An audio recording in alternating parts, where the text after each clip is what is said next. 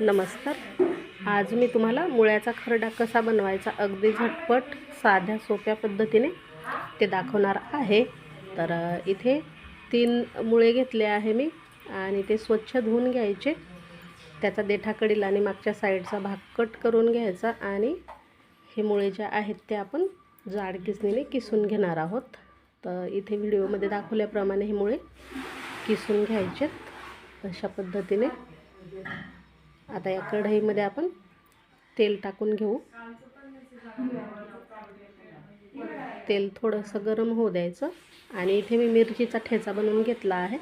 यामध्ये लसूण, कोथिंबीर, मीठ आणि हिरवी मिरची असं हे वाटून घेतलं आहे. आता या तेलामध्ये जिरं, मोहरी टाकून थोडीशी बारीक चिरलेली कोथिंबीरसुद्धा टाकायची. खूप छान चव येते या खरड्याला. आता वाटलेला ठेचा टाकायचा आहे आणि तेलामध्ये 2 मिनटं परतून घ्यायचा.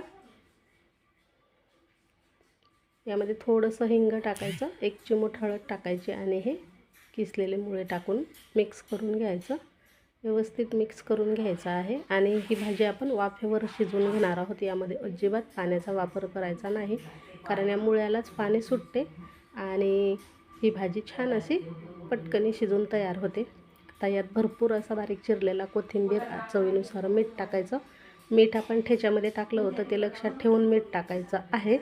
आता पुन्हा एकदा मिक्स करून 1-2 मिनिटं झाकण ठेवून ही भाजी वाफवून घेणार आहोत आपण आणि छान शिजून तयार होते. ज्वारीच्या, बाजरीच्या भाकरीसोबत ही तुम्ही भाजी किंवा खरडा खाऊ शकता.